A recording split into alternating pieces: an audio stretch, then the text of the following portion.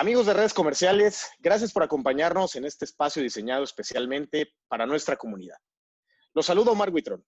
El día de hoy me complace presentarles en este espacio en donde estaremos compartiendo varias opiniones de expertos sobre diferentes temas de interés para todos ustedes.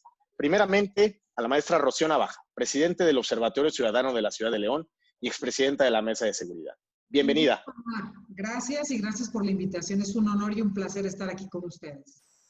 Muchas gracias. También tengo el honor de presentar a Uriel Izaskun, abogado y consultor jurídico corporativo empresarial, miembro del Consejo de Seguridad Pública del municipio de León. Abogado, bienvenido.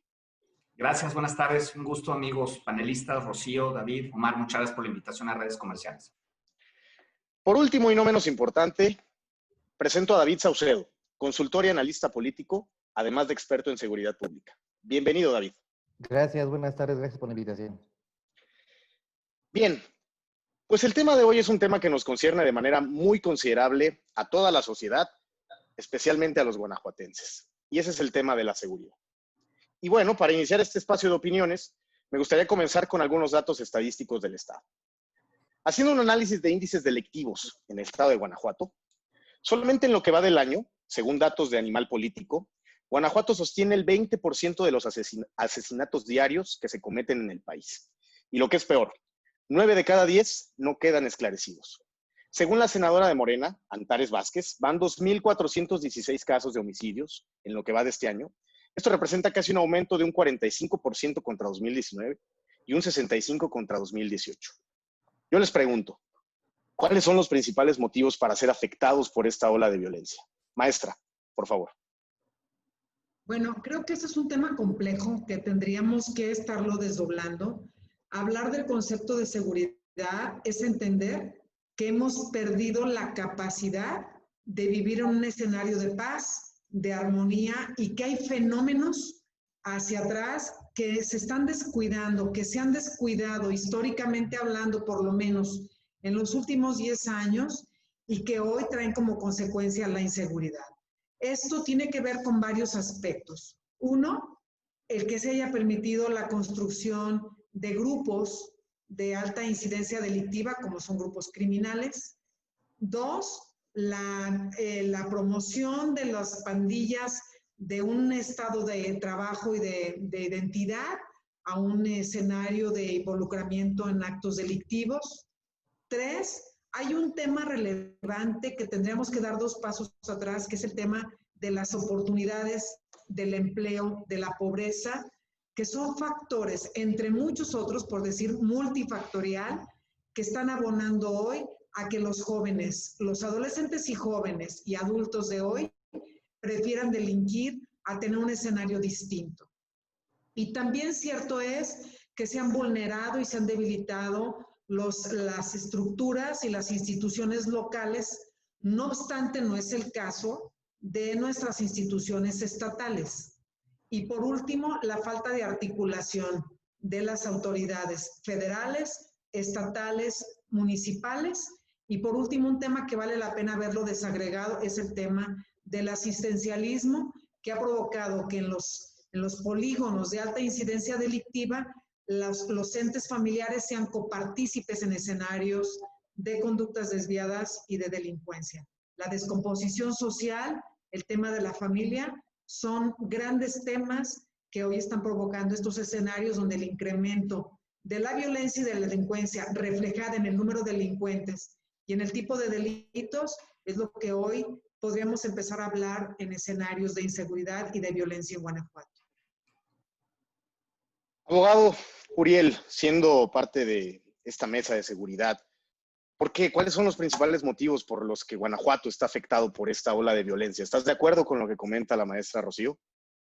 Sí, mira, aquí de antemano es muy importante aclarar una cuestión que es los comentarios que voy a emitir independientemente de los grupos o los consejos a los que pertenezca en la materia. Yo los quiero expresar a título personal sobre no solamente convicciones, sino sobre datos, aspectos y hechos notorios sociales. Yo sí coincido con Rocío, sobre todo por 2 factores, porque tenemos nosotros que culturalizarnos que el ámbito de seguridad es un ámbito, aparte de amplio y complejo, es un ámbito que se distribuye en 3 competencias, es decir, la competencia municipal, la competencia estatal y la competencia federal. Entonces, desde ahí, legalmente hablando, empieza, como dicen vulgarmente, el juego de la legalidad. ¿Y qué es el juego de la legalidad? Es el juego en el que empiezan las leyes a establecer criterios de aplicabilidad entre estos 3 niveles, estatal, municipal y federal. ¿Por qué inicio? Y concuerdo con lo que dice Rocío, porque esa complejidad legal es lo que va a ir dando, a mi punto de vista, repito, una especie de letargamiento en la actuación de políticas públicas activas y eficientes en la materia. Y eso es lo que provoca lo que bien señaló Rocío, sobre todo el empoderamiento, el asistencialismo, que poco a poco ya fue un espíritu cuasi cultural en la sociedad mexicana. Y el segundo punto al que yo me iría sería en el ámbito de la profesionalización, porque es un hecho notorio que el problema de inseguridad es un problema que tenemos desde hace más de 70, 80 años. Veamos las historias de los grandes cárteles, de los grandes grupos delictivos, y nos encontraremos con que el tema de seguridad fue el último al que nos empezamos a mentalizar de su existencia y de su ataque. Entonces, ¿qué pasa? Que cuando revienta esto, ojo, no porque antes, repito, no existiera, revienta con mayor tesón en el sexenio de Felipe Calderón, entonces lo que tenemos es que nos encontramos con una gama de desactualizaciones, falta de profesionalización, ámbitos de jurisdicción legales aplicables y, lógicamente, los mexicanos y las autoridades que tienen la buena voluntad, porque también hay gente que no tiene la buena voluntad o está obsoleta dentro del gobierno, pues van a su paso, ¿no? Y esto indiscutiblemente nos afecta y creo yo que sería esto como el primer parteaguas. Hemos hablado en estas primeras intervenciones de cuestiones sociales, de cuestiones que tienen que ver mucho con la descomposición social y también la cuestión legal que planteaba el abogado Uriel. David, desde tu visión un poquito más periférica, desde la parte federal, ¿por qué Guanajuato está afectado por esta ola de violencia? Mira, yo empezaría planteando 3 preguntas. Primero, ¿qué pasó? Después, ¿por qué pasó? Y finalmente, ¿qué hacer ahora? Las autoridades estatales y federales están estancadas en la pregunta 2, ¿por qué pasó? Y hemos presenciado un muy penoso torneo de aventarse la bolita unos a otros para ver quién tiene mayor o menor responsabilidad. Pero yo creo que lo que ya pide la sociedad, académicos, ONGs, medios de comunicación, víctimas de estos hechos tan lamentables, es pasar a 3, ¿qué hacer ahora?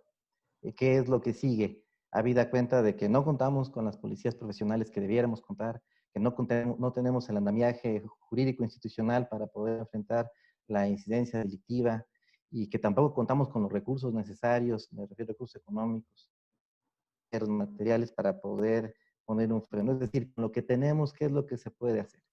Vamos a retroceder un poco a la pregunta que me planteas. ¿Qué es lo que ocurrió? Fue una estrategia, la guerra en Guanajuato comienza con una estrategia de expansión comercial del cártel Jalisco Nueva Generación, que decide invadir varios estados, Guanajuato, Michoacán, Veracruz, Oaxaca, Ciudad Juárez, esto a raíz del debilitamiento que tuvo el cártel de Sinaloa.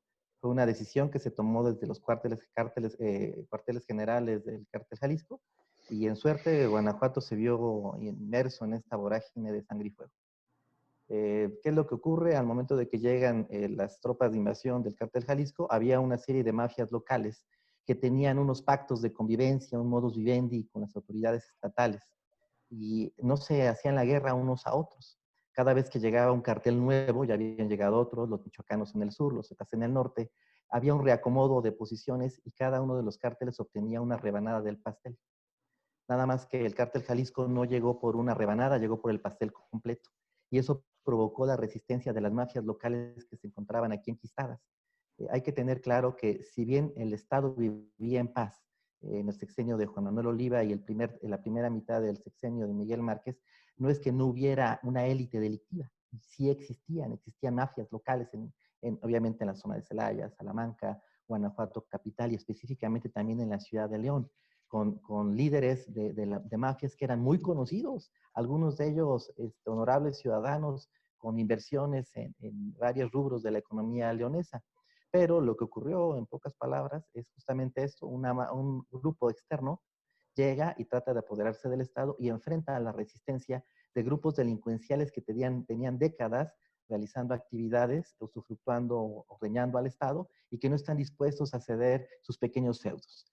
Por encima de las autoridades legalmente constituidas, del gobierno estatal, de los gobiernos municipales, había poderes regionales, mafias regionales, que están haciendo la guerra y defendiendo a su manera al Estado de Guanajuato. Tenemos toda una temática diferente sobre la visión que tienen cada uno de los expertos aquí participando sobre por qué la parte de Guanajuato. Coincido que la parte de la lucha de poder creo que es uno de los motivos principales, sumándole a muchas otras cuestiones políticas y económicas que creo que también afectan para esta cuestión. Ahora, hablando de la parte de vista, de un punto de vista más federal, en este sexenio suman 53,000 asesinatos en todo el país. Vamos a suponer, de alguna manera el crecimiento viene siendo en cuestiones exponenciales. El gobierno actual a nivel federal tiene una estrategia clara sobre cómo combatir esta problemática, maestra. Bien, nada más para hacer una reflexión, creo que los puntos de vista de los tres que estamos hoy aquí no son diferentes, son complementarios, porque se hablaron de escenarios distintos, con visiones distintas. En relación a la pregunta que me hace Omar, sin duda el papel de la federación en escenarios de delitos que tienen que ver con la federación están generando una situación de percepción de inseguridad que va increciendo en la sociedad. Y aquí vemos que el tema de la percepción de la sociedad tiene una gran coincidencia con la realidad. Usted lo acaba de mencionar, el tema del incremento sustancial en los homicidios dolosos, en donde estos homicidios dolosos en un alto porcentaje, por encima del 90%, tiene que ver con delitos federales, ajustes de cuentas, crimen organizado, sicariato, que está generando una dinámica que abona a escenarios de inseguridad y que están muy claros.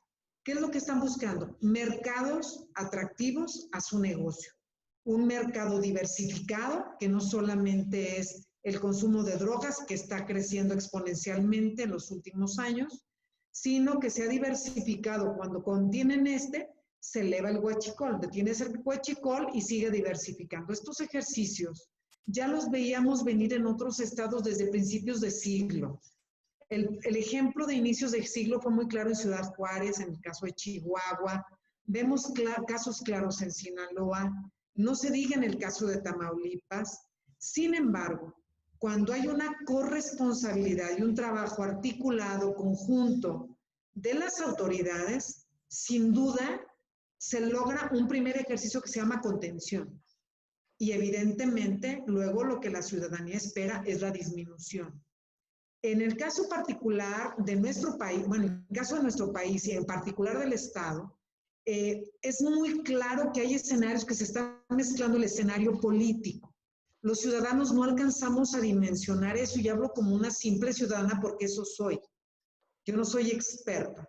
Como ciudadana no comprendo por qué cuando decidimos darle el voto a una autoridad de cualquier nivel, de cualquier partido, estamos esperando que haya una consonancia entre lo que requiere la sociedad y entre lo que está abonando y participando la autoridad.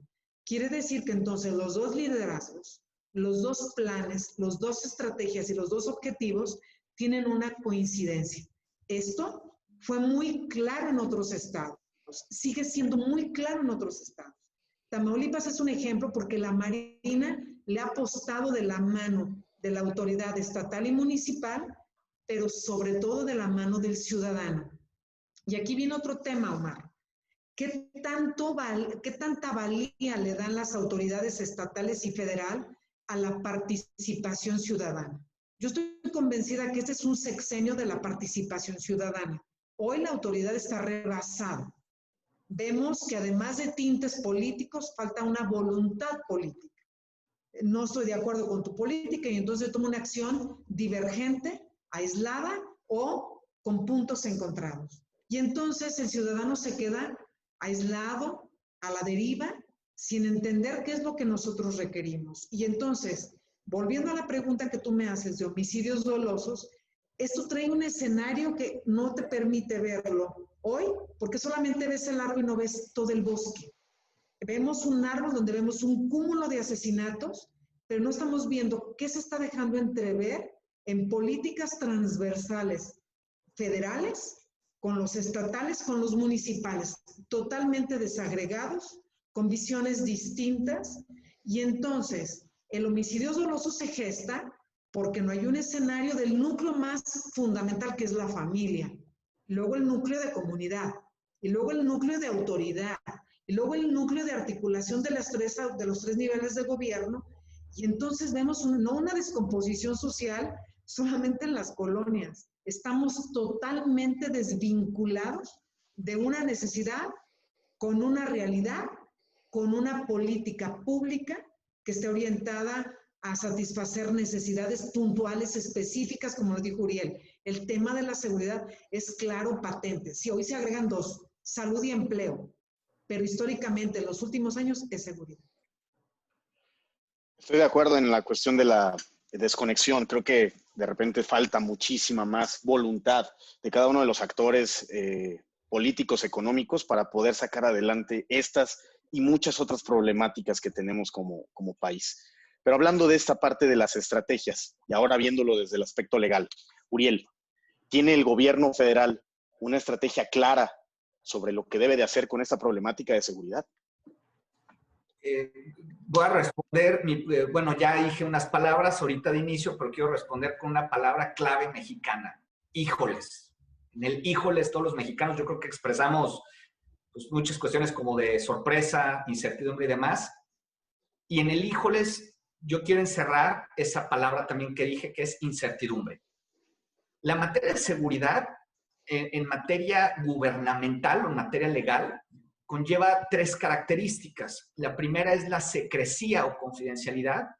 La segunda, ya lo dijo Rocío, que es la transversalidad. Y la tercera, que no es la menos importante por estar al último, que es de ejecución. Es decir, la ejecución es el factor de seguridad que es lo que conlleva la incertidumbre federal. ¿Por qué lo digo?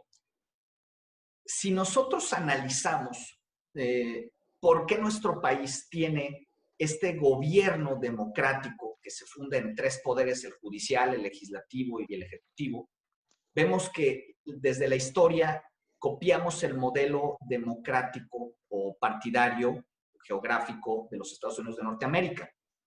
Entonces copiamos las mismas figuras a nivel del pacto federal, que es lo que nos rige.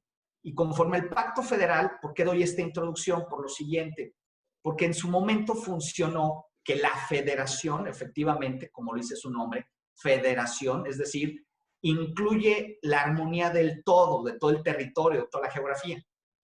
Pero eso fue desde hace cuántos siglos atrás, estamos hablando que es de Santana. Entonces, cuando llegamos al siglo XXI, al siglo de la modernidad, nos encontramos con que el modelo del pacto federal está totalmente agotado. Está totalmente agotado, ¿por qué? Porque vemos que hay no solamente una duplicidad, sino hasta triplicidad de esfuerzos institucionales a materia salud. En salud tenemos un IMSS, tenemos un ISSSTE, nos vamos a los hospitales regionales en el estado y los municipios que a lo mejor no directamente los DIFs, pero proveen cierto tipo de servicios en salud. Es decir, el dinero se vuelve tripartito y así vamos a todo el modelo que tenemos. Entonces, la federación está totalmente rebasada en cuanto al alcance demográfico, al alcance geográfico y sobre todo, repito, al ámbito de ejecución. Con esto, la federación tiene varios problemas, que es que en el momento legal en que yo no tengo esa ejecución de seguridad, en ese momento el estatal y el municipio, repito, esos vacíos o correctas pautas legales, empiezan a mermar en la materia de seguridad en el individuo.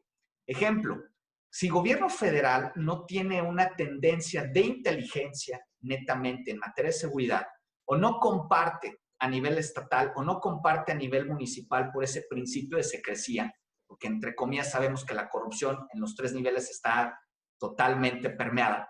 Entonces de aquí viene el aspecto que la federación es la que solamente se está automatando, porque los delitos más graves son competencia de la federación. Y al momento en que la federación no puede ser asequible en eso, ¿qué sucede? Pues no tenemos que ser economistas o actuarios para saber, vayamos a una FGR, Delegación León, y nos vamos a encontrar que hay una sola delegación con no más de 40, 50 personas para atender en todo el estado de Guanajuato, en algunas subdelegaciones, los delitos de delincuencia organizada, robo de gasolina, etcétera, etcétera, etcétera. Es decir, es un cúmulo de trabajo importantísimo que ahí se va perdiendo la tramitología del nuevo sistema penal oral acusatorio, es decir, la investigación, el principio de inocencia. Por eso comprendamos que la federación se sabe rebasada. ¿Qué pasó con Hertz Manero, el actual fiscal general de la República? A mí, de hecho, yo creo que se había tardado, pero cuando él propuso el sistema o la iniciativa de derogar, cortar de tajo el principio de inocencia, ¿por qué lo hizo? Porque claro que él se vio inutilizado por el ámbito humano u organizacional. Entonces, desde ahí, todo lo que tenga que ser la pauta de lucha contra el crimen organizado queda no sé si decirlo esta palabra, porque hay estados que tienen bien ese cumplimiento dentro de lo que cabe. Por las policías estatales o las municipales hay buenos esfuerzos institucionales, como en Guanajuato y en León específicamente. Pero repito, unos esfuerzos institucionales no es suficiente. La federación tiene que asumir su rol y, seamos honestos, no lo está haciendo. En esencia eso. Percibimos una falta de ejecución de esa parte de la cuestión federal. No es un tema nada más estatal, sino a nivel federal. David, ¿qué observa la parte federal sobre la estrategia para combatir la delincuencia específicamente en el estado de Guanajuato? Bueno, a nivel federal sí hay estrategias diferenciadas por región. No hay como tal una estrategia global, más bien hay una estrategia diferenciada dependiendo de la zona de la que estemos hablando. Hay una serie de criterios, políticas de observancia. Te voy a mencionar algunas de manera sumaria. El gobierno federal ya decidió no despenalizar el uso de drogas. Este era un debate que había avanzado mucho en el sexenio anterior. Pensamos que por haber un gobierno de izquierda habría una apertura para avanzar en esta vertiente. Lamentablemente no se ha avanzado, parece que no se va a avanzar. Los indicios que tenemos en ese sentido apuntan a que esto está en la congeladora. ¿Qué otra estrategia hay a nivel federal? Sobre todo a una petición del gobierno norteamericano. Hay un cártel que es designado como el enemigo público número 1, es el cártel Jalisco Nueva Generación. Esto a raíz de que dicho cártel se convirtió en el principal exportador de sustancias ilícitas a los Estados Unidos, y de ahí se derivaron hechos de alto impacto, como el que conocimos hace poco en la Ciudad de México en contra del director de la policía. Aquí en Guanajuato, pues bueno, tenemos una ramificación de dicho cártel que está trabajando en distintas zonas del estado, cometiendo distintos tipos de ilícitos, enfrascado contra otro cártel local. Hay una estrategia federal en Guanajuato, ha habido 3, de hecho, ya estamos en una guerra que es muy larga, son 5 años. Hemos pasado por 3 etapas distintas, las resumo brevemente. Durante el 2017, 2016, 2018, hubo una estrategia de repliegue táctico de los gobiernos estatal y federal. No hubo un combate frontal a los cárteles. Se pensó que habría un acomodo entre los distintos grupos que estaban disputándose el territorio de Guanajuato. No hubo tal acuerdo. Nunca se llegó a un entendimiento por parte de los actores. Y de ahí pasaron a una embestida directa en contra del cártel de Santa Rosa de Lima, que se percibía como aquel que generaba una mayor afectación hacia la sociedad, con actividades como el robo de vehículos, secuestro, extorsión, cobro de derecho de piso y evidentemente la comercialización de combustible robado de los ductos de Pemex. Esta estrategia que duró durante un año fue más bien a petición del gobierno federal debido a la cruzada que lanzaron en contra del huachicol. Durante 2019 no hubo tampoco una derrota del cártel Santa Rosa de Lima. Sí hubo una actitud defensiva de dicho cártel, pero es a principios de este año, cuando las cifras de homicidio doloso se disparan en Guanajuato, que se toma la decisión a nivel federal de enfrentar a los 2 cárteles de manera simultánea. Y esa es la situación en la que nos encontramos actualmente. el gobierno federal y el gobierno estatal han hecho una mancuerna para enfrentar tanto a los dos principales perpetradores de la violencia en el sureste del estado. En el municipio de León hay una violencia totalmente distinta que protagonizan, que encabezan la Unión de León, una serie de mafias locales que no gustan de los reflectores, que tienen un bajo perfil mediático, pero que son igualmente letales. Incluso con una tasa de homicidio más alta que la que podemos presenciar en Celaya, Salamanca, Los Zapatos. Pero bueno, ese es grosso modo lo que alcanzo a ver en cuanto a estrategias federales.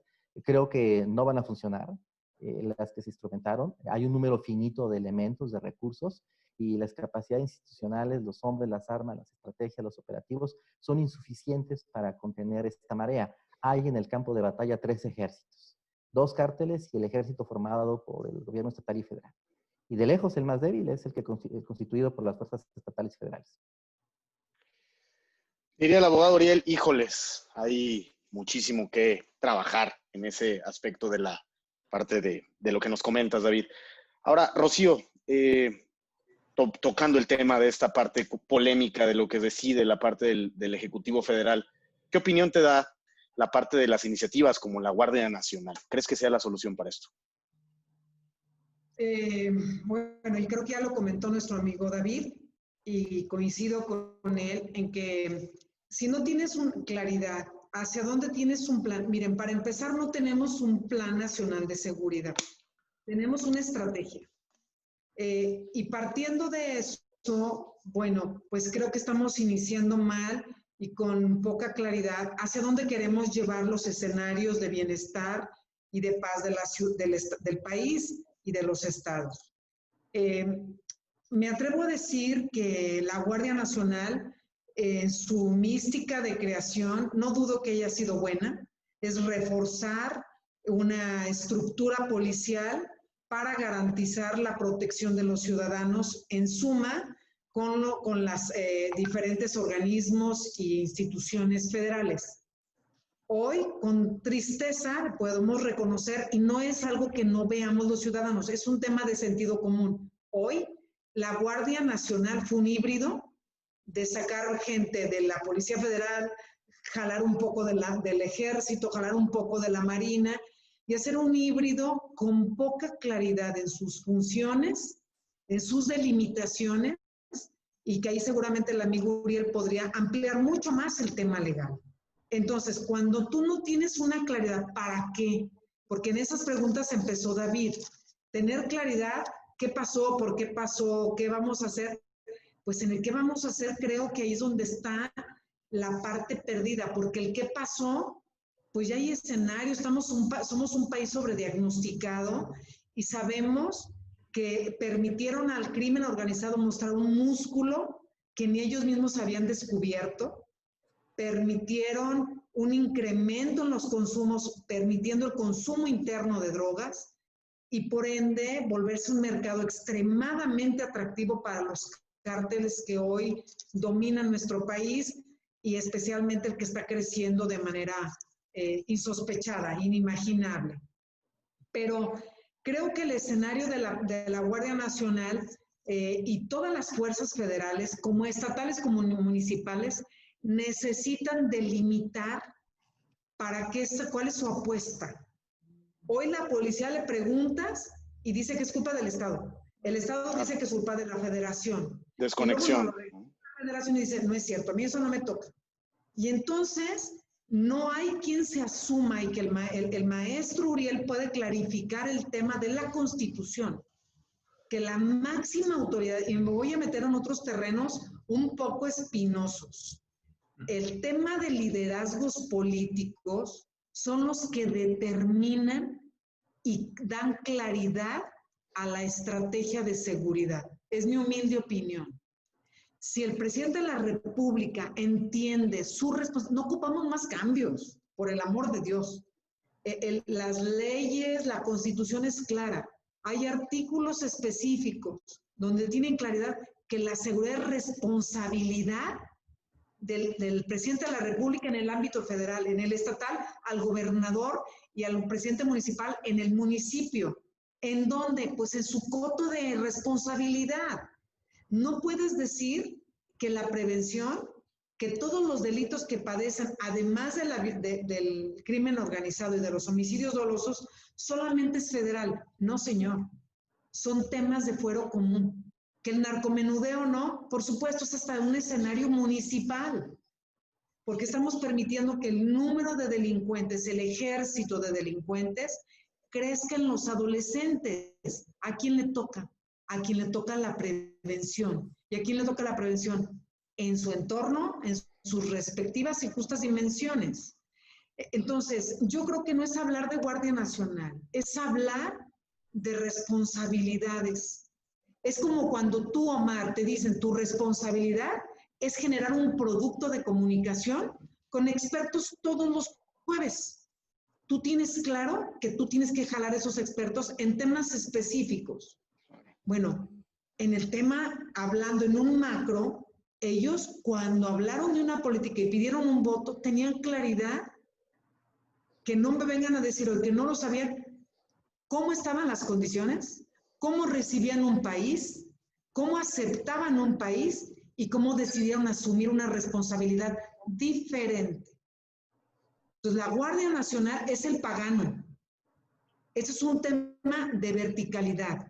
La seguridad, me pueden crucificar los expertos porque yo ni experta soy, entonces discúlpenme. La seguridad es un tema vertical. Si el líder no le entra, los de abajo desoyen. Punto. Por eso las policías están tan débiles, las policías municipales. ¿Por qué? Porque hay un desoído, un teléfono descompuesto en esta verticalidad por la falta de claridad y de un liderazgo con responsabilidad y con voluntad política. No es la Guardia Nacional.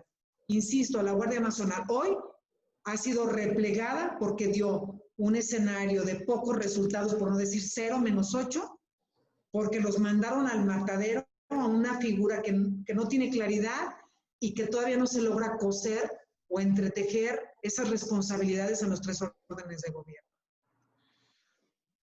Partiendo de ese, parece que huyera la parte federal la responsabilidad que platica Rocío Uriel, y ella precisamente nos citaba esta parte legal sobre un tema tan polémico como la Guardia. ¿Es una señal del Ejecutivo de querer arreglar las cosas la Guardia Nacional, Uriel? Bueno, pues yo creo que ya lo dijo todo Rocío, porque de hecho lo que dijo estuvo bien fundamentado legalmente. Yo solamente agregaría que la Guardia Nacional, lo que les dije en mi intervención anterior, hemos copiado el Pacto Federal Americano y la Guardia Nacional, tristemente, es otra copia más de lo que tenemos de los Estados Unidos de Norteamérica, de lo que tenemos en Europa y de lo que tenemos en Asia. Es decir, tenemos figuras policiales otra vez copiadas, ¿sí? Esa copia o ese copy-paste es muy peligroso respecto a que, coincido con lo que dijo Rocío, o sea, no hay una claridad de la figura. Para empezar, quiero compararlo, perdón si doy muchas comparaciones, pero sí me interesa que quede claro el tema. Adelante. Para nuestro auditorio. Adelante. Miren, es como cuando entró el nuevo sistema penal oral acusatorio. Yo no soy penalista, yo soy, repito, constitucionalista, pero en mis inicios yo fui penalista.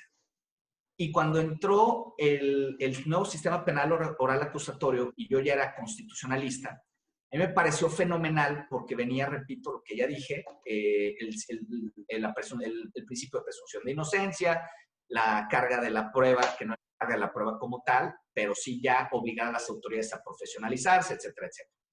Entonces, ¿a qué voy con esto? Nos metieron un sistema de primer mundo con gente de tercer mundo que venía operando ese obsoletísimo y viciadísimo y corruptísimo sistema. La Guardia Nacional es más o menos lo mismo.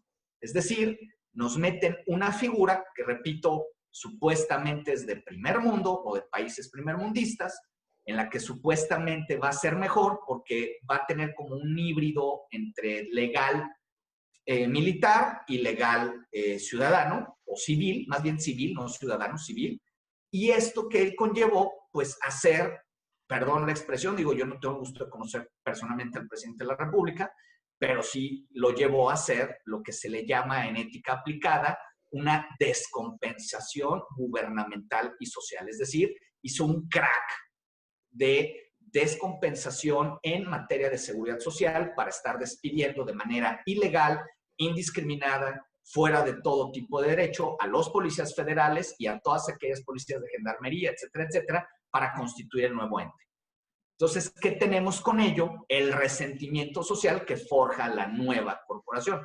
Es decir, ni siquiera tenemos certeza que la nueva figura creada efectivamente es una figura creada por gente profesional o gente, disculpen la expresión, que no le quedó de otra más que conservar su trabajo y seguir ahí.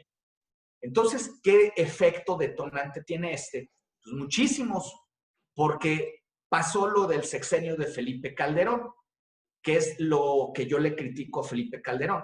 Si él fue o es abogado y tuvo tantos cargos políticos, era muy ilusorio entrar a dirigir un país, a sabiendas, como bien dijo Rocío, cómo estaba y cómo lo aceptó, a enfrentar a un narcotraficante sin haber primero visto cómo estaba su parte interna. Entonces, la Guardia Nacional es lo mismo. Creamos ipso facto para ganar credibilidad de mi cuestión política o partidista, la popularidad para decir que esto sí sirve, y en el Inter falta profesionalización, faltan técnicas de investigación, etcétera, etcétera, etcétera, sumado a la realidad triste social de los salarios. Entonces, con esto quiero llegar a una sola cosa, que es el ámbito legal Guardia Nacional viene no a abonar, porque eso es muy importante decirlo, no está abonando nada nuevo. Hagan de cuenta que solamente seguimos viendo a las antiguas policías o a los antiguos cuerpos policíacos federales con un nuevo uniforme, con un nuevo logotipo. Pero no hay ese cambio, como decimos ahora, no hay ese chip nuevo que nos lleve a enfrentar al crimen organizado con nuevas tácticas de investigación, con estrategias. Y aquí quiero tocar un punto que a lo mejor no es mi ámbito, pero sí debo decirlo. Y coincido con lo que dijo David en su primera intervención. Es que la seguridad se está yendo a una guerra que no hay, como dijo Rocío, un plan. Hay una estrategia mínima para efectos de, pero no hay una planeación a manera de ver cómo vamos a combatir, independientemente que en un plan debe de venir el combate a la pobreza y la legalización a las drogas, que eso ojalá lo toquemos más adelante, que es parte de ese plan para poder acotar al narco. Muchas gracias. David, tomando en cuenta estas visiones de estas partes de los expertos, ¿cuál es el mensaje que quiere dar el Ejecutivo Federal con la parte de la Guardia Nacional, desde tu punto de vista? Bueno, el interés de crear una nueva fuerza policial es un chip que tienen casi todos los nuevos gobiernos federales. Creo que todos recordamos, tenemos muy en la mente cuando se creó la Policía Federal Preventiva, la PFP, cuando ocurre exactamente lo mismo. Los periodos de formación de academia de los nuevos elementos, pues estamos hablando de plazos largos, y lo que se hace es trasladar efectivos del ejército para que se incorporen a la nueva fuerza policial. Creo que no es una idea mala, es una idea intermedia, pero que evidentemente está en su periodo de gestación. Yo coincido con las evaluaciones que hacen los panelistas. Evidentemente, al día de hoy tiene un desempeño, la policía, la gendarmería, la nueva Guardia Nacional tiene un desempeño bastante pobre. Resultados que dejan mucho que desear, pero en el entendido que se trata de una fuerza policial en formación. Es decir, yo te diría que la estrategia federal, aunque mercadotécnicamente se fundamentó mucho en el surgimiento de la Guardia Nacional, desde el punto de vista técnico, policial, operativo, pues todo el mundo sabíamos que esa fuerza iba a tener un tiempo de maduración mucho más largo que lo que decían los spots. Así que yo no le apuesto tanto a la Guardia Nacional. Para mí nunca ha sido un factor decisivo en la balanza al momento de analizar los conflictos regionales que hay. Cuando llega la Guardia Nacional únicamente estamos hablando de presencia disuasiva, no hacen una labor de investigación de delitos, una labor de inteligencia, únicamente llegan, se plantan en un territorio, hacen patrullajes y hasta ahí quedó la cosa. En realidad, quienes hacen la investigación pues siguen siendo los cuerpos de élite, el cuerpo de élite de la Marina, el cuerpo de élite del Ejército, la propia Fiscalía, y la Guardia Nacional todavía no tiene este desempeño, estas capacidades. Seguramente las tendrá, pero por el momento todavía no las tiene. Así que en la estrategia federal, para mí la Guardia Nacional solo es un componente, además disminuido, porque, como ustedes recordarán, un conflicto que hubo con los Estados Unidos muy al principio del sexenio de Andrés Manuel, fue la petición de que se custodiaran las fronteras norte y sur. Había un número de elementos, no recuerdo cuántos, pero si fuesen 100 elementos, pues 40 de esos elementos tuvieron que ser trasladados a las fronteras norte y sur para evitar que hubiera los flujos migratorios de centroamericanos. De modo que si tienes 100 policías y pones a 40 a cuidar las fronteras, pues te quedan 60. Y para distribuirlos en todo el territorio nacional, para poder enfrentar los distintos fuegos que hay a lo largo del país, pues en realidad no había los elementos y no los hay todavía, ¿no? Ahora, hablando de esta misma línea de la parte de los elementos de seguridad, que tienen que ver con todos los elementos, no nada más la parte policial, sino los jueces, todo lo que platicaba ahorita Uriel. Hace 4 años, ya hablando de un tema un poquito más estatal, el Estado contaba con 6 policías promedio para prevenir las situaciones de delincuencia del país. Se dice que hoy no tenemos ni 3 policías por caso. Y eso se repite a todos los niveles de ejecución. Ha disminuido el número de agentes periciales, y los jueces se han visto rebasados por muchísimo más trabajo. La pregunta ¿es una cuestión de volumen o es una cuestión de preparación? Rocío. Son las dos cosas. Estoy convencida, de acuerdo al estudio que hizo La Paz Positiva, nosotros en materia de procuración y impartición de justicia estamos a una 4ª parte de los países de la OCDE. Cierto es en el 2016 Guanajuato fue un ejemplo, como segundo lugar la Fiscalía y en primer lugar el Poder Judicial, por la estructura, por la infraestructura, por la profesionalización, por los avances, por lo preparados para el nuevo sistema de justicia penal, y eso se anunció con bombos y platillos el 1 de junio del 2016, si no me equivoco.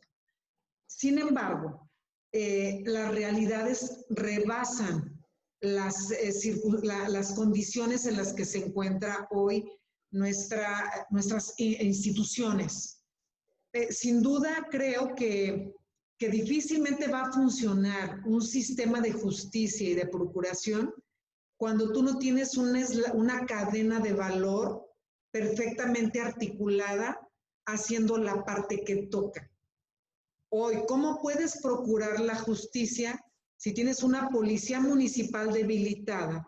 Tienes una policía que no es capaz de responder con el IPH en tiempos reales y que luego vemos otros estados que están hasta tecnificados, que lo hacen con menor tiempo, con mayor efectividad, porque el nivel y la visión que tienen de formación del policía es mucho mayor. Si tú profesionalizas y le das al capital humano las herramientas suficientes, se vuelve más eficiente y eficaz.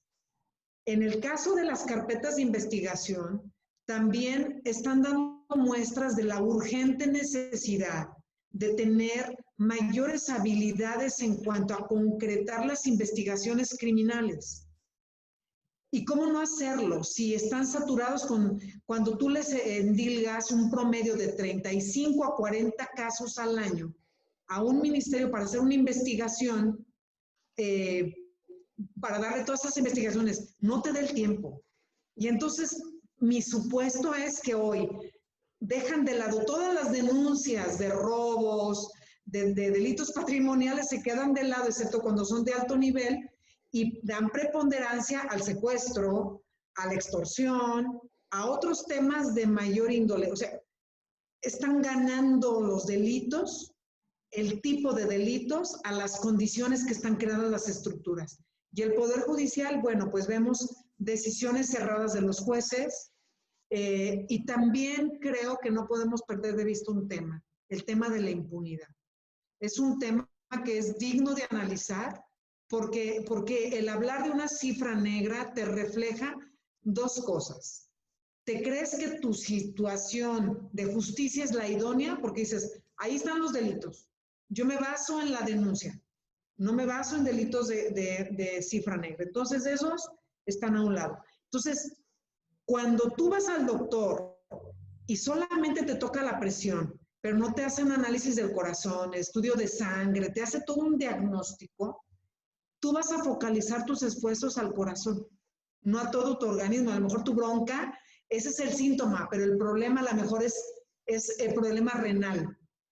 Y entonces, cuando tú nada más te basas en lo que son las denuncias, me parece que pierdes la dimensión, pierdes una visión holística del macro problema al que te enfrentas y entonces la estructura y la cadena de valor de seguridad, procuración e impartición de justicia pierde dimensión, no se atienden sus proporciones y no se dedican, los recursos no son suficientes. Pero todavía más peligroso, yo nada más les pongo la cifra, decía un experto, que tan solo incrementar el 5% de denuncias a nivel nacional y estatal reventaría nuestro sistema de justicia. Colapsa. Entonces, ¿qué tenemos que hacer? Miren, el tema de prevención nadie lo ve, está perdido en el espacio, está desdibujado. Le estamos apostando a lo que revienta, no a lo que lo gesta. Y entonces ahí está la frase que construyó desde un inicio Aristóteles, ¿no? Que la causa de la causa es la causa de lo mal causado. Y entonces queremos atender todo lo que revienta, pero nada voltear hacia atrás y decir, ¿qué está provocando? ¿Cuál es la causa? ¿Cuál es la causa? ¿Cuál es la causa?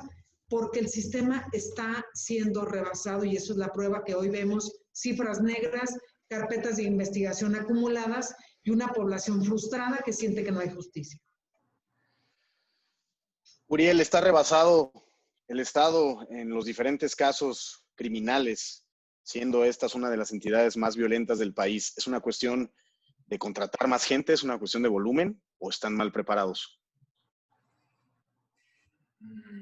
Es una respuesta que para mí se me hace muy, muy ambiciosa y voy a tratar de darme a comprender en los 3 minutos. Miren, yo creo que son las dos que están rebasados en volumen y están rebasados en, como tal, preparación. Cuando yo di el ejemplo de que empezó o se instauró el nuevo sistema penal oral acusatorio de primer mundo, principios conforme a derechos humanos internacionales novedosísimos de tercera generación, es decir, lo más avanzado, y les dije que había gente del tercer mundo operándolos, creo yo que con eso me voy a explicar mejor. Para empezar, aquí todos tienen la culpa. Hablando de gobierno, el ejecutivo, el legislativo y judicial, y señalo tanto a nivel federal como estatal por qué. Para empezar, discúlpenme, pero ¿quiénes son nuestros diputados? Desde ahí empezamos un problema en el legislativo. Luego, en el ejecutivo, ¿quiénes nos gobiernan? ¿Cuál es su preparación académica? Repito, no estoy denostando a nadie. Solamente estoy haciendo una reflexión y voy a concretarla en el Poder Judicial. ¿Quiénes son nuestros jueces? Guanajuato, en general, tenemos diputados de todos los partidos, de todos los colores y sabores, y esos diputados, a final de cuentas, no nos hagamos tontos y no queramos tapar el sol con un dedo. Siguen las indicaciones del Ejecutivo estatal, es decir, del gobernador. ¿Y para qué tapamos el sol con un dedo? Respecto a que hasta la fecha el Ejecutivo y el Legislativo y el Poder Judicial estatal están ligados por ese pacto federal a hacer las líneas legales o técnicas legales que haga la federación, porque repito, ese es el pacto federal, esa es la Constitución, que de ahí emana todo. Entonces, por así decirlo, entre falta de perfiles o adecuados perfiles de los 3 poderes y además agregado que técnica y legal, constitucionalmente hablando, están todos maniatados a lo que haga y expida la federación, esto es un caos, es un caldo de bacterias terrible por 2 cosas. La primera, si la federación no lo hace el Estado y mucho menos el municipio. Entonces, cuando uno como constitucionalista da, por ejemplo, pautas de opinión o pautas de acción en ciertos ámbitos donde hay huecos constitucionales, ejemplo, el alcalde de aquí de León trae un sistema cívico, un sistema en donde se instauró y han venido varios gobiernos estatales en el aspecto de los jueces cívicos. Es decir, por fin a alguien se le ocurrió que había violaciones al debido proceso, derechos humanos básicos, ante un juez calificador, anteriormente llamados, en donde la policía me agarraba si no le daba su mordida, etcétera, etcétera. Entonces, ¿qué pasaba? Que entonces ese policía se volvía mi juez y ejecutor, me turnaba de manera inconstitucional en una patrulla, me daba una vueltita, me llevaba con un árbitro calificador y de cajón lo que decía el policía era cierto y yo ya era el malo. Esto se traduce igual al Poder Judicial, es decir, llega un ámbito cívico municipal que rompe esto, ¿y qué pasó? Pues recibimos el ataque nada más y nada menos, no de la ciudadanía, del mismísimo fiscal del Estado, Carlos Zamarripa, en donde a primera plana en los principales diarios estatales se atrevió, disculpen la expresión, a escupirnos en la cara que ese modelo no servía. Pero vas a Querétaro y vas a otras entidades, como bien dice Rocío, y hay otra visión, en la cual en la visión es policías que te expiden en tickets ciertos tipos de actos de investigación sobre delitos menores, etcétera, etcétera. Es decir, cuando te encierras, como bien dijo Rocío, en tus estadísticas, no hay nada fuera del ordinario. ¿Y a qué voy con esto? Con otra conclusión. Falta de formación, por supuesto. Si yo voy a iniciar, como dije, una nueva Guardia Nacional, un nuevo modelo policial, perdón, pero no me queda otra más que ir a mis leyes laborales o a las leyes especiales de tratamiento laboral para servidores públicos en materia de seguridad y liquidarlos conforme a derecho e iniciar con gente nueva. ¿Por qué? Porque la gente vieja lo que hace es ese cúmulo de expedientes. Por ejemplo, para la falta de capacitación, se supone que en el nuevo sistema penal oral acusatorio, las carpetas deben ser carpetas de investigación, no tomos al estilo bíblicos, como era el antiguo sistema, y lo seguimos viendo hoy. No hay técnica de profesionalización. Yo ahí diría que tanto el Poder Judicial del Estado como la Fiscalía es el típico ejemplo de los jóvenes aplicados. Digo, estoy dando una norma genérica, una premisa genérica, no quiero que se entienda como algo aplicable a todos en lo individual. Pero ¿cuántas veces nosotros hemos estado con gente mejor que nosotros en la escuela, en la preparatoria, en la universidad, en lo que sea, y de repente nos encontramos a la vuelta de la vida que esa persona tan inteligente, pues sí, tendrá notas de dieces y de dieces, pero no supo aplicar esa destreza, esa inteligencia? Ese es el caso de la Fiscalía y el Poder Judicial. Me saqué 10 en esto, me saqué 10 en lo otro. Bueno, medio me fue mal en un 9. Pero a la hora de las verdades, a la hora de la realidad en donde se aplica el conocimiento adquirido con la materia, ahí se derrumbó todo. Y con eso concluyo. David, ¿cómo resolvemos esto? ¿Con más gente o con gente mejor preparada? ¿Cuál es tu opinión? Mira, Uriel, me ha tocado vivir 4 guerras de cárteles. Esta ya es la quinta, de distintas responsabilidades. A lo largo de esta experiencia que hemos tenido en otras plazas, Ciudad Juárez, Matamoros, Tepic, Nuevo León, te diría que lamentablemente las fuerzas estatales y federales desempeñan un papel secundario en el conflicto como tal. No conozco ninguna experiencia exitosa en donde un mejoramiento de las capacidades institucionales haya puesto fin a una guerra como la que vivimos en Guanajuato. Normalmente el mejoramiento de las policías, de las capacidades de investigación, el que las fuerzas estatales o federales, el Poder Judicial, se apliquen para el combate de algún cártel, se debe, ya llega en la recta final de la batalla. Todos los procesos a los que hizo mención Rocío, Uriel, yo estoy totalmente de acuerdo con ellos, coincido al 100, pero son procesos largos, procesos de maduración que requieren un tiempo, pero la guerra ya la tenemos aquí. Es decir, necesitamos, por ejemplo, graduar más policías, tienen una etapa de formación de cuando menos 2 años para tener un policía bien capacitado, pero ya tenemos los asesinatos hoy, y mañana, pasado, y los seguiremos teniendo. Entonces, ¿qué es lo que va a ocurrir? Yo creo que lamentablemente voy a desplegar una tesis que no me he hecho muy popular cada vez que la menciono, pero no me queda otra más que mencionarla. La verdad es que esto no lo van a defender, no lo van a resolver ni las autoridades estatales ni federales. El fin de la guerra en Guanajuato no está en función de las capacidades institucionales de la Fiscalía, ni de la Secretaría de Seguridad Pública, ni del gobierno federal. Cuando llegue la paz en Guanajuato, se va a deber a 4 o 5 posibilidades, 4 o 5 escenarios. 1, que alguno de los 2 cárteles derrote al otro. 2, que llegue un tercer cártel al Estado y que incline la balanza para que finalmente uno de ellos quede como triunfador. 3, que lleguen a un pacto los contendientes en el campo de batalla. 4, que un agente externo como la DEA tenga una intervención decisiva y finalmente se articule a uno de ellos. Esas son las únicas posibilidades que hay. Me pesa mucho decirlo. No va a haber una colaboración entre el gobierno estatal y federal. ¿Por qué? Porque son de distintos signos zodiacales. Me pesa mucho decir que sí pesa mucho este tema de partidos en la toma de decisiones. Todos coincidimos en el mal desempeño que tienen Carlos Zamarripa y Álvaro Cabeza de Vaca, pero me da la impresión que el gobierno del Estado, el poder legislativo, ya tomaron la decisión de que ese es el equipo con el cual se va a enfrentar la coyuntura. Bueno, pues con ese equipo no se va a llegar a ningún lado, ¿eh? Entonces, creo que lamentablemente estos son los escenarios en los que nos encontramos. No los estoy inventando, no son profecías. Es con base en la experiencia que hemos visto en otros estados. Y yo desearía que no fuera así. Todos tenemos una perspectiva realmente muy triste, muy lamentable, una previsión de lo que está ocurriendo en el estado. Y creo que este es apenas el principio del comienzo. En realidad, el estado se encuentra en una vorágine de sangre y fuego, pero solo en la mitad del estado.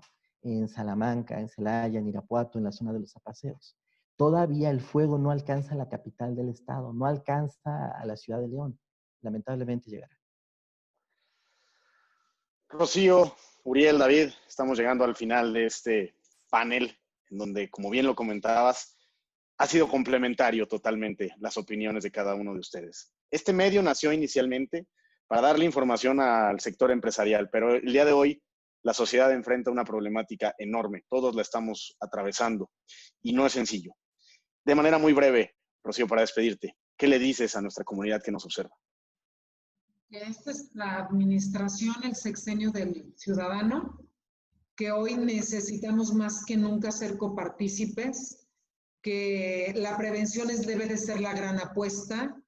En eso sí podemos nosotros como ciudadanos participar, decidir, que no olvidemos que el núcleo de la familia es el ente central para la reconstrucción de la seguridad y la paz, que mientras nos hagamos mayormente responsables en casa, menos delitos, menos consumo de drogas y menos condiciones de poco favorables tendremos en nuestra sociedad guanajuatense, que necesitamos cumplir el Estado de Derecho, que necesitamos ser ciudadanos participativos, pero sobre todo informados, porque luego nos confundimos que todo le echamos la culpa al policía y entonces el tema no tiene que ver con el policía, el tema tiene que ver con la federación, o si le toca a la federación se le echamos la culpa al Estado.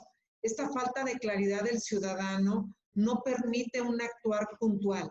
Si exigimos a las autoridades, debemos de ser una sociedad madura, madura en el actuar, en el hacer y en el aportar. Y el aportar significa hacer lo que me toca y un poco más por el prójimo. Nos hemos vuelto ciudadanos insensibles, ciudadanos que decimos que todo le toca al gobierno, ciudadanos que no nos preocupa el vecino, ciudadanos que poco nos importa tejer una cohesión social, sino generar muros para estar aislado y mostrar una robustez de protección, lejos de entender una problemática hacia afuera, darnos una vuelta a los polígonos y de sentir que hay gente que nos necesita, que vive peor que nosotros, y que en este escenario el ciudadano tiene una gran responsabilidad. Hoy estamos como estamos porque hemos decidido tener las autoridades que tenemos. Entonces, si nosotros decidimos, no nos quejemos. Decidamos actuar en consecuencia, asumir roles, y en ese sentido creo que León, el Estado y la Federación nuestro país tendrá otro mejor rostro. Pero apostemos a un proyecto ciudadano de largo alcance. No permitamos que las autoridades hagan políticas públicas cortitas, que se generen proyectos transeccionales, transtrianuales, de tal manera que defendamos lo que sí está bien hecho, que no permitamos a las autoridades tomar decisiones unilaterales, porque no es uno, ni es el presidente de la República, ni es el gobernador, ni el alcalde el que decide nuestras necesidades. Somos todos. Y hoy requerimos que el ciudadano participe, exija a sus legisladores, exija a sus autoridades de los 3 órdenes de gobierno 3 cosas. Mayor coordinación, suma de voluntades con los ciudadanos y 3, acciones con victorias rápidas con apuestas de futuro. Empatía y conciencia es lo que se solicita para poder salir adelante de esta situación que pasamos. Uriel, ¿qué te gustaría decirle a la comunidad que vaya a ver este panel en donde participaron? Pues yo me agregaría y sumaría lo que dice Rocío. Como abogado y experto en la materia, sí quiero dejar muy en claro, igual que Rocío. O sea, no le dejemos a la autoridad esta decisión. Nos corresponde a nosotros, ¿por qué? Nos corresponde unirnos como se está haciendo actualmente en mesas de seguridad, en observatorios, en consejos municipales, exigir conformar consejos estatales, pero no solamente con el Poder Ejecutivo, es decir, presidente de la República, gobernador o alcaldes. Exigir que esto también se lleve a cabo en el Poder Judicial y en el Poder Legislativo, es decir, exijamos profesionalización. Cuando en mi intervención anterior hice una premisa de quiénes son los legisladores, repito, no es una denostación, es una situación de que tenemos que exigir un siglo XXI en los perfiles de quienes nos gobiernan y quienes elegimos como diputados, como alcaldes, como gobernadores, etc. Y sobre ello, yo concluiría en que como ciudadanos nos toca la parte también más sensible, que es concientizarnos, como bien dijo Rocío, del otro, del prójimo. La inseguridad del narcotráfico no se va a acabar, probablemente no, pero sí nos toca una importante reacción de disminuirla, al menos desde donde nos toque. No seamos ajenos al otro, porque también, como bien dijo David, yo opino igual. Esto se va a acabar, ¿cuándo? Entre comillas, hasta que entre los propios cárteles se arregle o se venza. Nosotros tenemos que armar nuestra realidad ciudadana, exigir, y repito, bien dijo Rocío, en el prójimo. Es momento de dejar ya mi muro, tumbarlo. Es momento de crear nexos y de preocuparme por el otro. Coincido totalmente y pues bueno, muchas gracias por la invitación y gracias a mis amigos panelistas. Muchas gracias. David, ¿qué mensaje se le da para cerrar este interesantísimo panel de seguridad? Yo soy muy vengativo, Omar. Yo invito a la ciudadanía a que dé un voto de castigo a quienes nos pusieron en esta posición. Hay elecciones dentro de poco, en las elecciones intermedias. Normalmente hay una tasa de participación muy baja, así que yo invito a la ciudadanía que saque todo su coraje, que lo exprese de manera muy puntual el día de que vayan a votar. No, yo tengo ninguna preferencia partidista, pero todo mundo en el lugar en el que vive aquí de Guanajuato tiene una autoridad que fue electa y que seguramente en campaña hizo promesas para combatir la inseguridad y como está a ojos vistos, pues no cumplió. De ahí que yo creo que es una invitación a la rebeldía ciudadana, una rebeldía cívica, evidentemente, una rebeldía mediante el sufragio, para que se castigue de manera muy puntual a quien hizo este tipo de ofrecimientos en los 3 niveles, no me circunscribo nada más a una autoridad en lo particular, para que los líderes políticos vean, entiendan y sepan que no cumplir y no dar una respuesta a la expectativa ciudadana en materia de seguridad tiene un costo. Si no lo hacemos, vamos a seguir igual. Muchas gracias a todos por la invitación. Amigos, pues ha sido un enorme privilegio haber compartido las ideas el día de hoy con nuestros expertos. A nombre de Redes Comerciales, yo les agradezco a Rocío, a Uriel y a David por habernos compartido su expertise y a ustedes por habernos prestado su atención. Se despide su amigo Omar Huitrón y nos vemos en la próxima mesa de opinión. Estén muy pendientes. Muchísimas gracias, panelistas. Un abrazo. Bonita tarde. Gracias. Bendecido día. Gracias.